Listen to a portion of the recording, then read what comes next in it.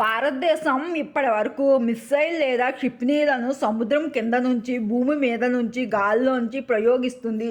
ఇప్పుడు railway network ద్వారా కూడా ప్రయోగిస్తుంది.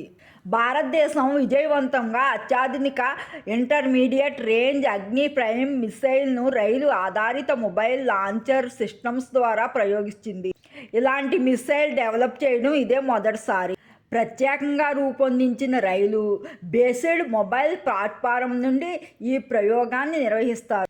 శత్రువులతో తలపడవలసినప్పుడు లేదా అత్యవసర పరిస్థితులు ఈ అగ్ని ప్రేమ్ మిసైల్ను ఎటువంటి ముందస్తు ఏర్పాటు లేకపోయినా దగ్గరలో ఉన్న ఏ రైల్వే స్టేషన్ ప్లాట్ఫారం నుంచి అయినా లేదా కదులుతున్న రైలు నుంచి అయినా సరే ప్రయోగించవచ్చు. ఈ అగ్ని ప్రేమ్ మిసైల్ అనేది 2 stage intermediate range ballistic missile. దీని పరిధి 2000 కిలోమీటర్లు. అంటే పాకిస్తాన్ సైన్యాల్లో లక్ష్యాలు కూడా ఈ క్షిపణి 100% ఖచ్చితత్వంతో ఛేదించగలుగుతుంది. ఇప్పటి వరకు కెనిస్టర్ సహాయంతో మిస్సైల్ ప్రయోగించేవారు.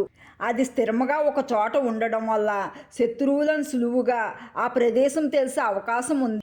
కానీ ఈ రైలు ఆధారిత లాంచర్ వల్ల మిస్సైళ్లను టన్నల్ ద్వారా తీసుకువెళ్ళినప్పుడు శాటిలైట్లో కూడా కనపడవు. అలాగే ఈ ప్రయోగం వల్ల మిస్సైళ్లను రైలు నుంచి ప్రయోగించే కొన్ని దేశాల సరసన నిలిచింది.